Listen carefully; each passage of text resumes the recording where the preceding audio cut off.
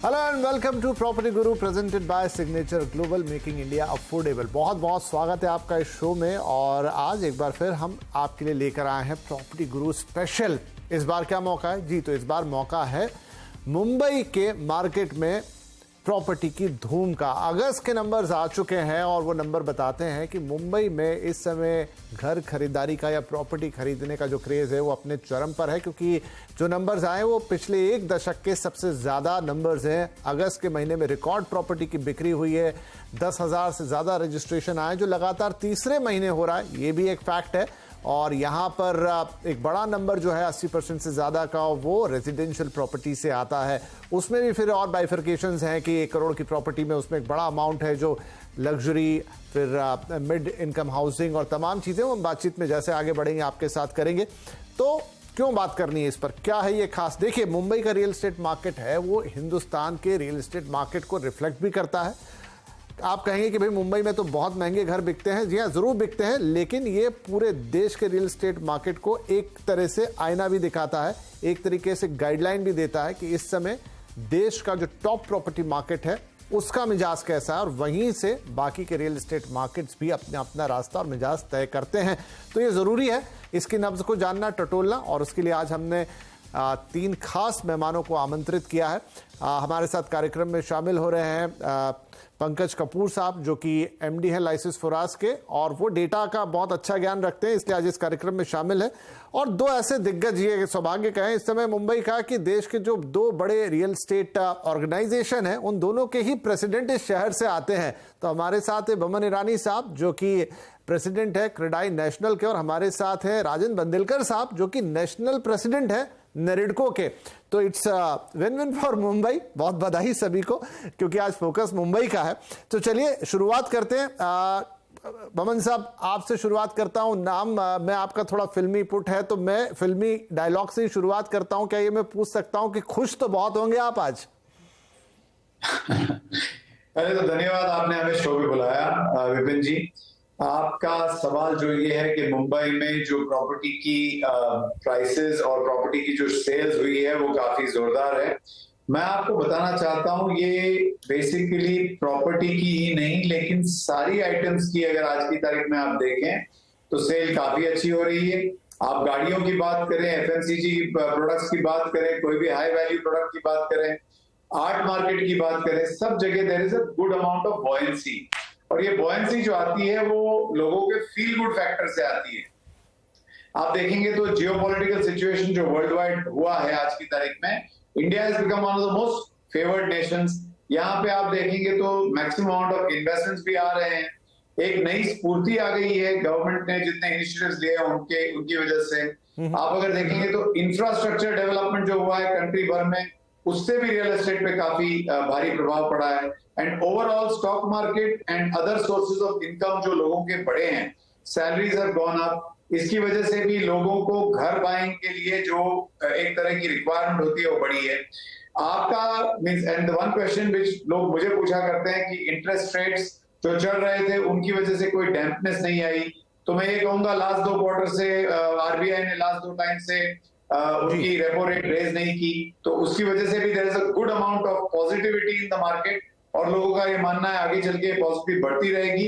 And अच्छे Holmes आज की तारीख में जो लोग पहले प्राइस के माध्यम से देखते थे, आज वैल्यू के माध्यम से देखते हैं, और इसकी वजह से खरीदारी अच्छी होती है। चलिए राजन साहब, क्या आपके भी विचार ऐसे ही हैं जैसे बमन साहब ने व्यक्त किए कि ये वो कारण है बड़े जिनके कारण हम देख रहे हैं कि प्रॉपर्टी का बूम सा है, जो रिकॉर्ड है वो लगातार बन रहा है, बैक टू बैक हर महीने 10,000 से ज्यादा रजिस्ट्रेशन, और जैसा मैंने कहा अगस्त में तो 10 साल का रिकॉर्ड टूटा है?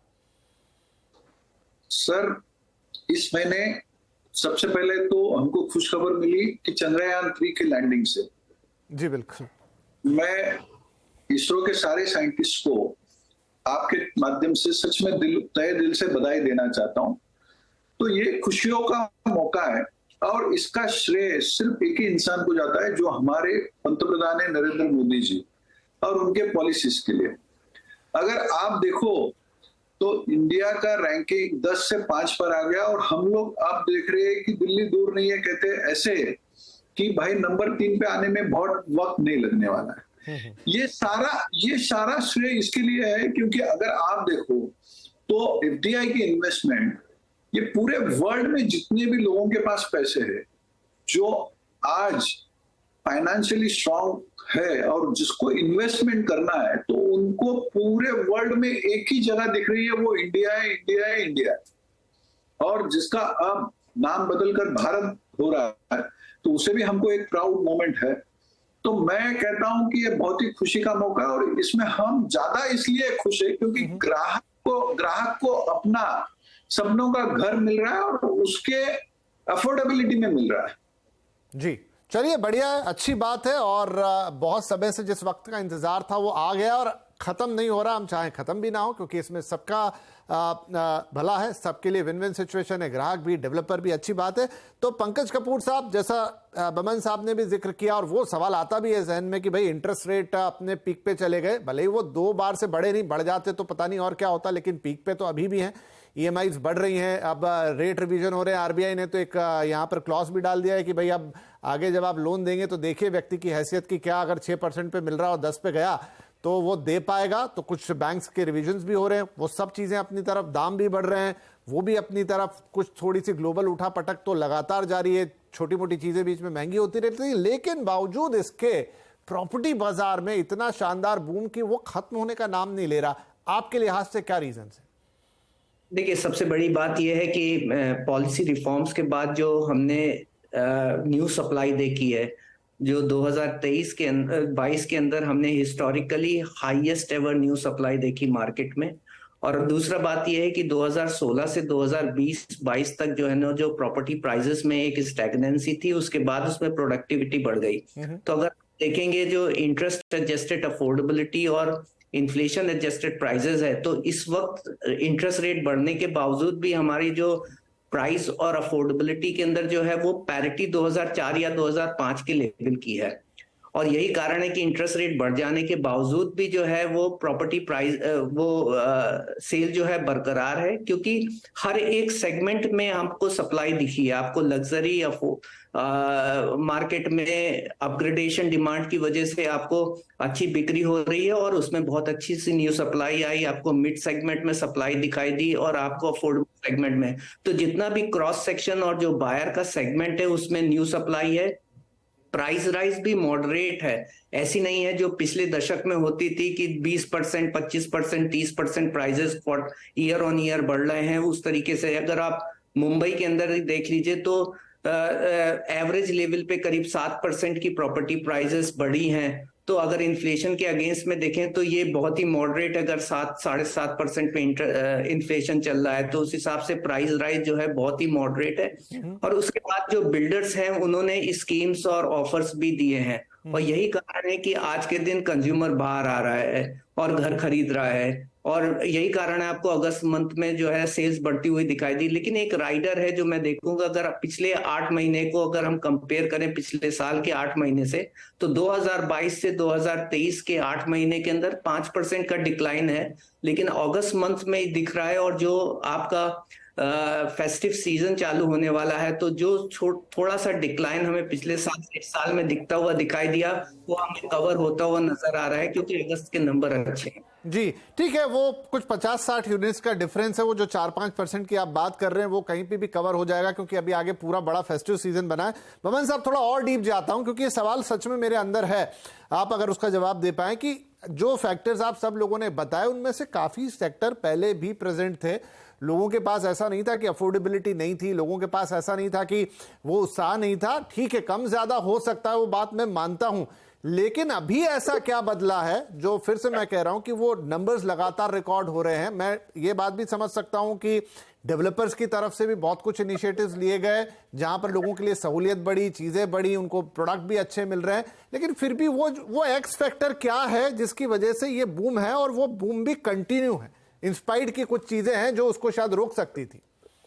देखिए, जैसे हमारे राजन भाई ने बताया, आज इंडिया, भारत चांद पे पहुंचा है, और जो एक फील गुड फैक्टर, आप अगर एक्स फैक्टर की बात करते हैं तो अदर देन द फैक्ट, जैसे पंकज जी ने बताया कि लोगों की प्राइस राइज जो प्रॉपर्टी में हुई है वो ज्यादा नहीं हुई है, as a matter of Pankaj, आप एक कंपैरेटिव चार्ट अगर देखें तो लोगों की आमदनी बहुत ज्यादा बढ़ी है and prices of real estate या प्रॉपर्टी इतने ज्यादा बढ़े नहीं हैं।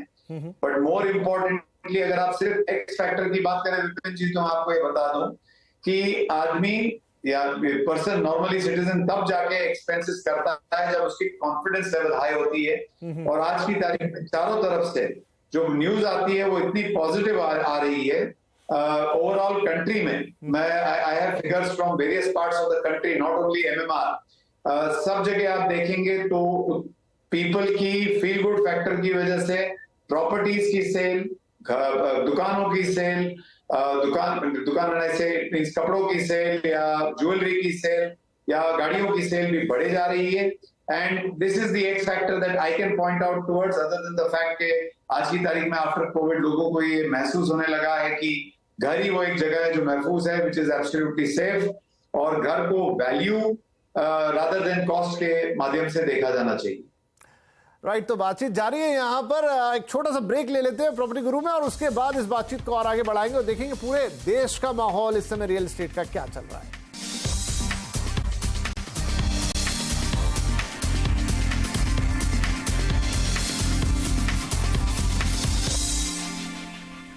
Welcome back. आप देख रहे हैं property Guru presented by Signature global. बात निकली थी मुंबई से, लेकिन पूरे देश तक जाएगी। जी हां, प्रॉपर्टी बाजार का क्या हाल है, बातचीत को थोड़ा और आगे बढ़ाते हैं। जो एक अंदर से कॉन्फिडेंस आ रहा है, या कह लीजिए पूरा एक जो सिनेरियो है वो आपको एक कॉन्फिडेंस दे रहा है कि ओके मैं स्पेंड करता हूं, क्योंकि पहले भी कई लोग स्पेंड करने की स्थिति में रहते थे राजन जी, लेकिन मैंने देखा था कि वो, अगर मैं मुंबई की बात करूं क्योंकि हम यहीं के मार्केट की बात कर रहे हैं, कि वो चलते थे उनको कि वो उसी घर में अपना काम चला लेते थे, उनकी जिंदगी ठीक चल रही थी। लेकिन अब वो वाला मौजूदा घर छोड़ के दूसरा घर ले रहे हैं। वो पहले भी ले सकते थे, लेकिन अब वो ले रहे हैं, पहले नहीं लेते थे। उनका घर खाली हो रहा है तो सेकंड सेल में चला जा रहा है, नए आप लोग बना रहे हैं, वो भी बिक रहे हैं। तो ओवरऑल ये जो कॉन्फिडेंस बूस्टअप हुआ है, अब इसकी लॉन्जिटिविटी आप कितना देखते हैं? क्योंकि मुझे लगता था कि इंटरेस्ट रेट बढ़ेंगे, पीक कर जाएंगे तो शायद ये कम होगा, नहीं हुआ। अब तो उल्टा समय आ गया कि यहां से इंटरेस्ट रेट गए तो नीचे जा सकते हैं। उसी तरीके से दाम का था तो सच कह रहा है अभी पंकज जी कि भाई इतने तो बढ़े ही नहीं, वो इन्फ्लेशन एडजस्टेड है। तो क्या ये एक्टिविटी हमको यहां से और लंबी जाती हुई दिखाई देगी? सर बेशक, लेकिन मैं क्या कहता हूं कि इसका श्रेय तीन लोगों को जाता है। सबसे पहले रेरा अथॉरिटी को, क्योंकि रेरा ने जो कॉन्फिडेंस था, वो जो पहले 2017-18 के पहले जो प्रॉब्लम था, fly bye night operator developer बोलो, या जो लोगों में ट्रस्ट डेफिशिएंसी था, कॉन्फिडेंस था, पोजीशन के लिए जो प्रॉब्लम था, वो सारा सॉर्ट आउट होता हुआ दिखाई दिया है। अगर अभी फिलहाल एक एनआरएफ ने रिपोर्ट निकाली है कि उसमें उन्होंने बताया कि रेरा के बाद 2017 के बाद जितने भी प्रोजेक्ट चालू है उसमें 80%, 85% के ऊपर के पोजीशन हो गए। उसका मतलब क्या हो गया कि डिलीवरी आने लगी। दूसरा श्रेय जाता है डेवलपर को इसलिए क्योंकि आप लोग भी नहीं देते और पंकज जी ने बोला, लेकिन उन्होंने श्रेय नहीं दिया डेवलपर को। इतना इन्फ्लेशन बढ़ने के बाद स्टील के और सीमेंट के दाम, अगर स्टील के दाम आप देखो तो करीब दुगने से ऊपर हो गए थे। लेकिन हमने क्या किया, हमने इवन नेरेडको और क्रेडाई ने, दोनों एसोसिएशन ने अपने मेंबरों को अनऑफिशियल रिक्वेस्ट किया था और उनको समझाया था कि जब तक आप अफोर्ड कर सकते हो इस इन्फ्लेशन को एब्सॉर्ब करने का, वो करो। कि जैसे फिल्म लाइन में कहा जाता है कि एंटरटेनमेंट ही एक पिक्चर को सक्सेस करता है, वैसे ही रियल एस्टेट डेवलपर को सेल्स ही सक्सेस करता है। और ये मंत्र सारे डेवलपर ने आज समझ लिया है।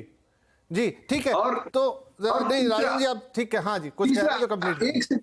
एक ही सेकेंड। तीसरा श्रेय जाता है कि घर की गृहिणी को, जो कोरोना में थी, कोरोना के पहले अगर आप बोलो उसके पास सरप्लस पैसा होता है तो वो बोलती थी कि मुझे सोने चांदी जहरात लाके दो। आज के तारीख में वो खुद के सोने चांदी जहरात देती है, बोलती है मुझे मेरा खुद का मकान दे दो।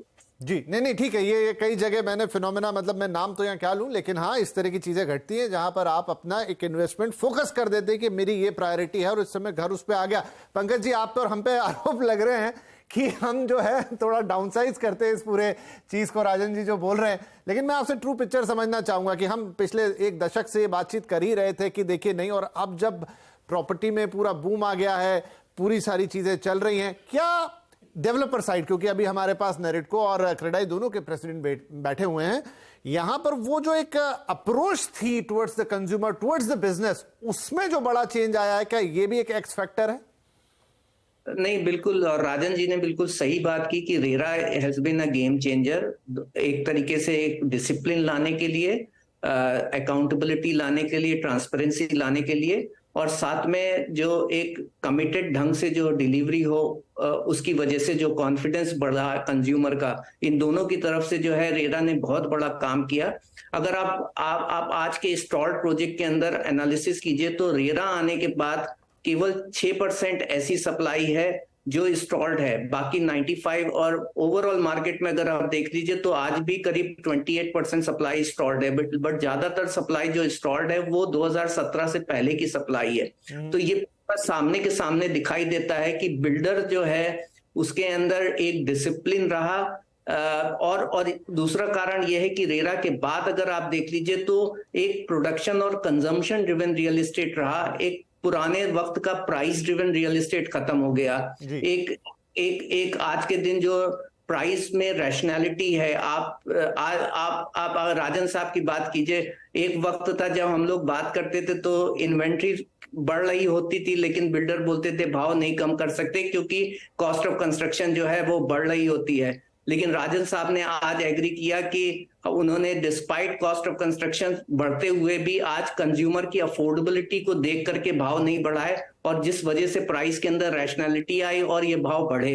और मुझे लगता है कि ये प्रिवेल करेगा क्योंकि जो स्पेकुलेटिव पैरामीटर्स थे जिसकी वजह से स्पेकुलेशन मार्केट में आता था, कि बिल्डर माल बेच देता था, कंस्ट्रक्शन डिले कर देता था बिकॉज द रीजन है उससे दूसरी जमीन खरीदता था, आज वो बात है कि अगर उसने एक प्रोजेक्ट लॉन्च किया है तो उसे एक टाइमली डिलीवरी देनी है। तो ये प्रोडक्शन और कंजम्पशन की जो टाइमलाइन फिक्स हो गई इस पैरामीटर, बिल्कुल। तो नहीं, आप ठीक कह रहे हैं पंकज जी। आई थिंक मतलब रेरा ने अपना एक रोल प्ले किया, उसने एक सफाई की, और एक जिसके लिए मैं, अब वो राजन जी कह रहे हैं कि आप तो कुछ बोलते नहीं, तो मैं बिल्कुल प्रशंसा कर देता हूं भूरी भूरी की। जो डेवलपर कम्युनिटी है उसने भी ये काम किया कि उसने बिजनेस को समझा, लोगों को समझा। पहले भी बहुत सारे लोग समझ रहे थे लेकिन वो ऐसा एक स्पेक्ट्रम नहीं था, पूरा कोई कर रहा है कोई नहीं कर रहा है, पूरा छितराया हुआ था। लेकिन ये समझ में आया कि भाई हम अच्छी डिलीवरी दे रहे हैं, हम अच्छा प्रोडक्ट दे रहे हैं, अच्छा प्राइसिंग दे रहे हैं, वक्त पे दे रहे हैं, तो खरीदने वालों की कमी नहीं, और शायद वही चीजें हमें यहाँ रिफ्लेक्ट होती हुई दिखाई दे रही हैं। तो आप दोनों ही संस्थान प्रमुखों को उसकी बधाई। आप क्विकली, मैं अपने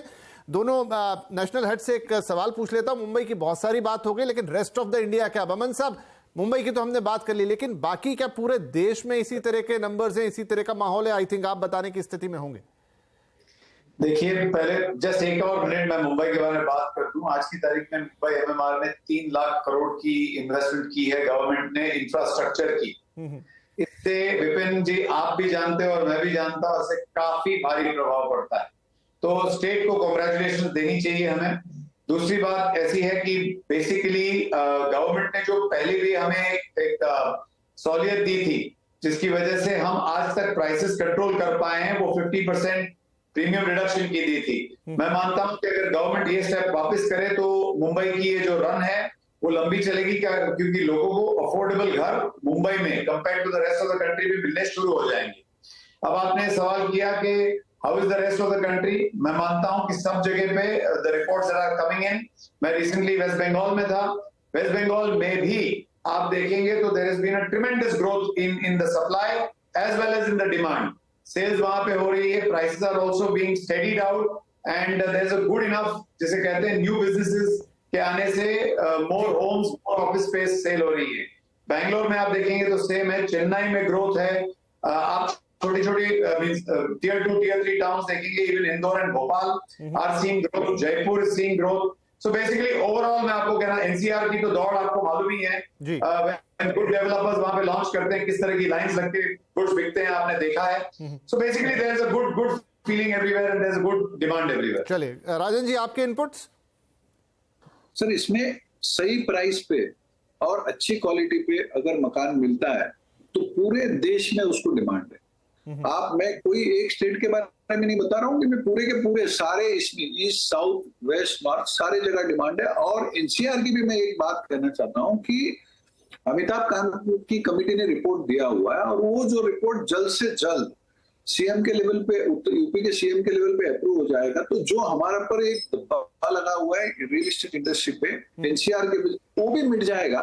तो 100% बहुत ही अच्छे दिन आने वाले रियल एस्टेट के लिए, रियल एस्टेट के ग्राहकों के लिए, और जितने भी लोग, जितने भी संस्था, जितने भी इंस्टीट्यूशंस रियल एस्टेट से जुड़े हैं, सबके लिए। ठीक है। और मैं मानता हूं कि ये आने वाला डिकेड 100% रियल एस्टेट का है, कि जब अगर सोच रहे हैं कि इंडिया अगर 5 ट्रिलियन इकोनॉमी पे जाने वाला है, तो रियल एस्टेट 100% 1 ट्रिलियन होगा, which would be almost 70 to 18% of the total GDP। जी ठीक है पंकज जी, क्योंकि पूरा समय समाप्त है, लेकिन एक 10 सेकंड 20 सेकंड में एक लाइनर कि क्या अब हम प्रॉपर्टी में बुल रन देख रहे हैं? मैं ये बोलूंगा कि ये प्रोडक्टिव और प्रोग्रेसिव रहेगी। मैं बुल रन नहीं बोलूंगा, क्योंकि प्राइस से ज्यादातर कोरिलेट करते हैं इन लोगों को बुल रन। मैं ये कहूंगा कि प्रोडक्शन और कंजम्पशन ड्रिवन मार्केट रहेगा और सप्लाई नई बढ़ती रहेगी। पिछले साल हमने 5 trillion rupees worth of supply market में इंट्रोड्यूस होती हुई दिखाई दी, और मुझे लगता है इस ईयर में ये सप्लाई वैसे ही कंटिन्यू करेगी, और इसकी वजह से सप्लाई जो है वो डिमांड को इन्फ्लुएंस करेगी, प्राइस को कम करेगी। चलिए, तो एक प्रॉपर बैलेंस स्ट्राइक होता हुआ दिखाई देगा। एंड सबसे ऊपर के लोगों को अपना जो सपनों का घर है, जो लगातार बिक रहा है, वो लोग खरीदने के लिए आगे आएंगे। हम उम्मीद करते हैं कि सेंटिमेंट्स यहां से और बेहतर हों और ये सबके लिए विन विन सिचुएशन बने। अच्छे घर बनाए जाएं डेवलपर्स की तरफ से, अच्छे प्राइस पॉइंट पे, अच्छी क्वालिटी के, वो मिलते रहे। और घर खरीदारों के लिए, जो बहुत लंबे समय से शायद कई लोग अभी भी बैठे होंगे, उनके लिए भी एक मौका बनता है कि वो अपने सपनों का घर खरीदे। बहुत शुक्रिया आप तीनों ही मेहमानों का, और ये इनसाइट से हमें आइडिया लगता है कि देश का रियल एस्टेट मार्केट किस तरफ जा रहा है, और जो सबसे बड़ा डिसीजन है लाइफ का कि घर खरीदना है अपना घर, उसमें लोगों को मदद करता है। बहुत शुक्रिया इस कार्यक्रम में आने के लिए।